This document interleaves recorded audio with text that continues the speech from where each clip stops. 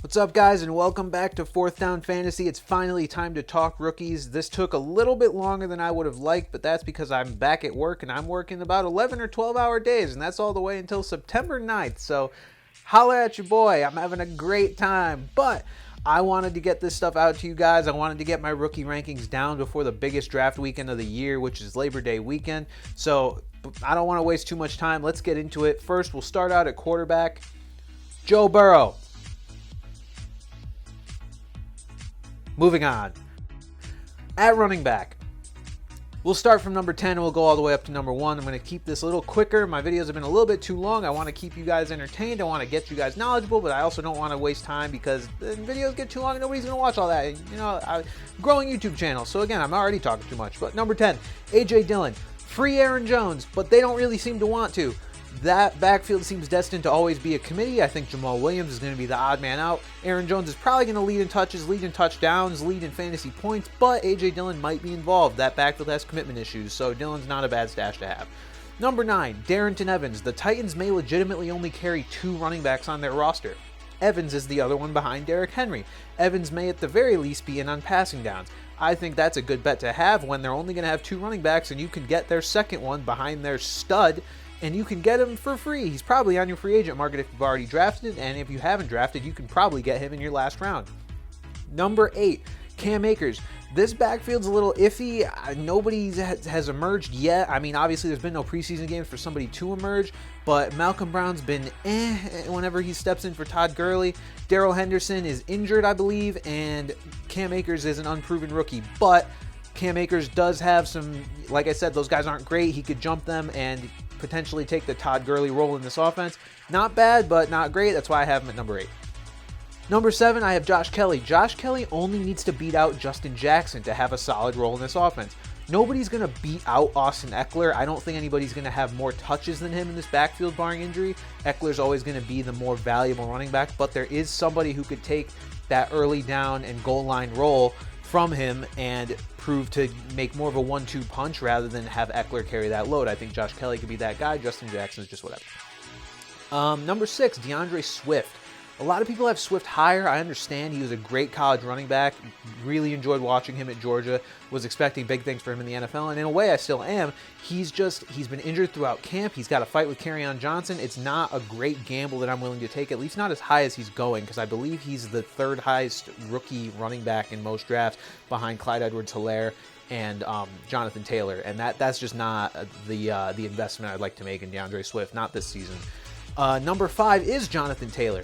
Now, this one might be the controversial one because of how good the Colts offensive line is, but, and I'm sure you've heard this elsewhere, Marlon Mack is in fact alive and breathing, and he's going to be a problem for Jonathan Taylor owners all year. The fact that Marlon Mack can be gotten about at least 6 rounds later than Jonathan Taylor can in terms of rankings, that's insane to me because neither one has separated themselves from the other. So stay away from Jonathan Taylor for now. I would like his prospects a lot more behind that offensive line if he was the only guy behind it, but he's not. So not a great investment this year. I don't think, not at his ADP anyway. I mean, if he falls, sure, but where he's going, no thanks.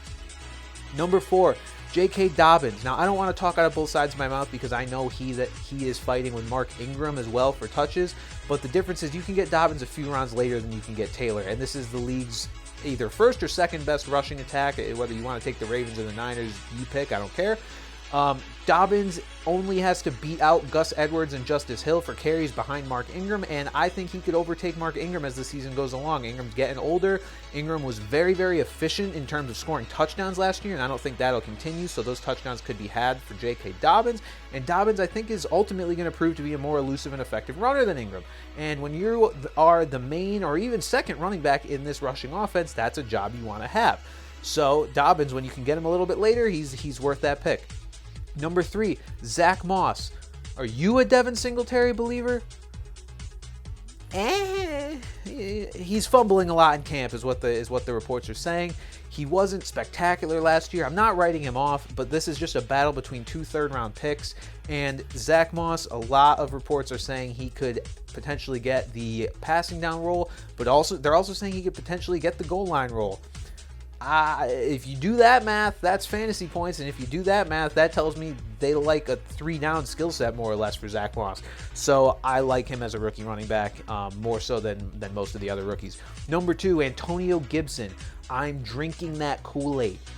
Feed it to me, or drink it to me. I don't know how you'd say that, but regardless, Antonio Gibson, in my opinion, should be the second rookie running back off the board now with the news that came down of Adrian Peterson being released.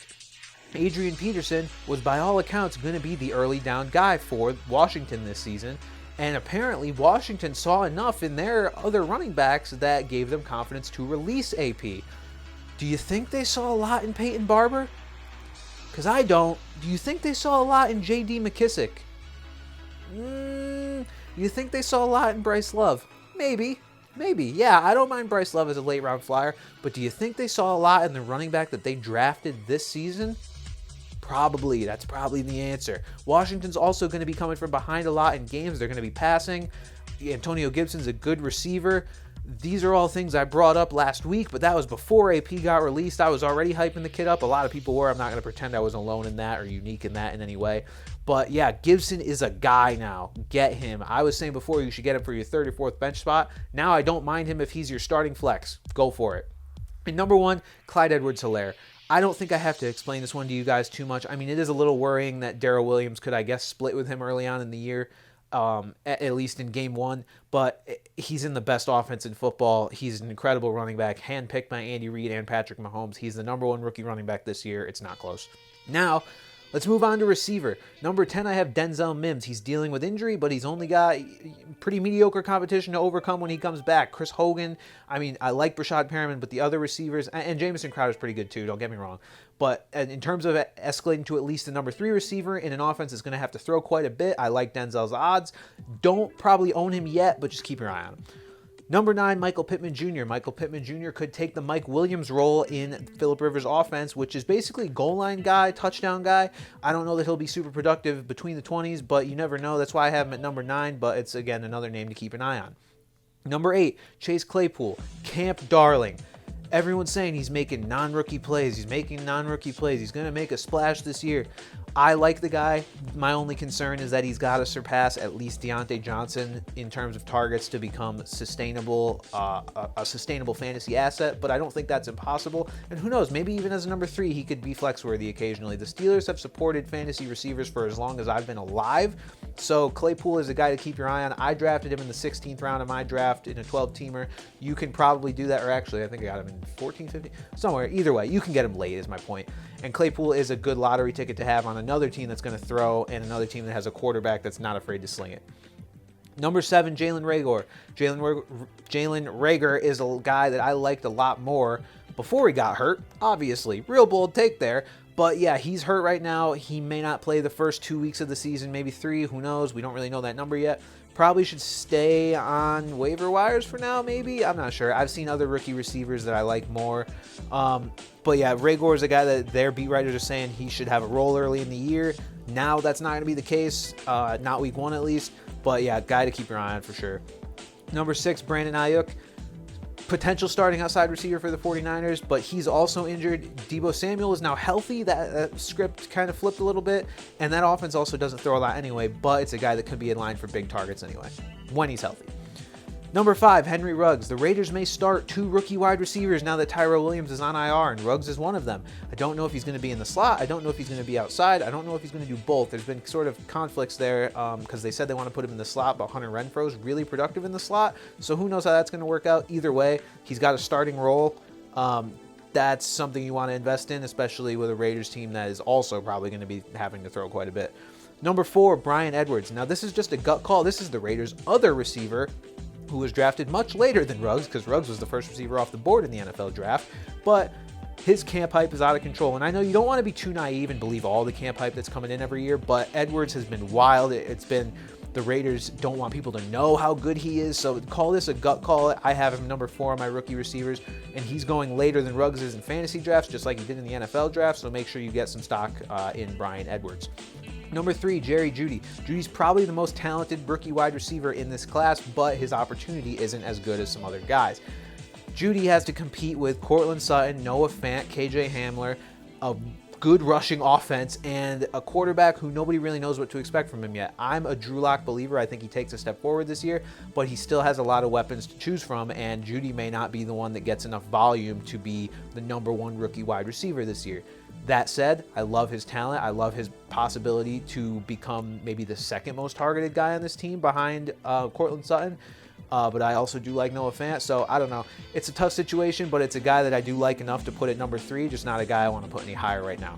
#2, Justin Jefferson, drafted essentially to replace Stephon Diggs. Stephon Diggs is pretty good. Only has to beat out BC Johnson for the #2 wide receiver role. I'm banking on him to do that. I think that's a pretty safe bet. Sorry BC, but yeah, I like Jefferson as my #2 rookie wide receiver. I think he's got one of the clearest paths to productivity, even in a run-first offense, playing with Adam Thielen on the other side of him. So yeah, give me a lot of Justin Jefferson this year. And #1, CeeDee Lamb. CeeDee Lamb. Let me double check this quick. Yeah, I'm comfortable saying that CeeDee Lamb has by far the best quarterback of the other rookie receivers that I mentioned, even though he is right now the third receiving option on that team, it appears, behind Michael Gallup and Amari Cooper. But a lot of targets were vacated by Randall Cobb leaving, and at the very least, CeeDee Lamb will take those and potentially more if Amari Cooper or Michael Gallup get hurt. Let's be real, it's probably going to be Amari Cooper. But yeah, CeeDee Lamb is an incredibly talented guy in a really high-powered offense. I want as much of him as I can get this year. Draft CD confidently as your #1 rookie wide receiver. And yeah, that's pretty much all I've got to say about that. There are no rookie tight ends. Do not worry about them. If you want a rookie kicker, be my guest. I'm not going to rank them for you because I be straight up, I got better things to do. But no, I love ranking these things for you guys. I love coming up with my own rankings just to get them down on paper for my own interest, to look back at, see how right I was, how wrong I was. I don't know. Either way, guys, hold me accountable because I deserve it if I'm super wrong, and I'm going to brag about this if I'm super right. So we got to keep this balanced a little bit here. But yeah, I know this is one of the biggest draft weekends, if not the biggest draft weekend every year, Labor Day weekend. So guys, if you use this info, let me know. Let me know how your drafts go. And yeah, there's going to be plenty more of this to come. I'm looking forward to the season starting. It's going to make making content for you guys a lot more fun, reading and reacting to things as they happen every week, whether it's injuries or guys blowing up out of nowhere. Is this, legit production? Can we count on this? What are the waiver wire ads for the week? I'm looking forward to it all. I'm excited to get done with this here preseason, even though there were no preseason games. But yeah, guys, fantasy football season's almost here. Thursday, be there. Watch it. It's football. I'll be watching it. But yeah, more Fourth Down Fantasy to come, guys. I'll see you next time.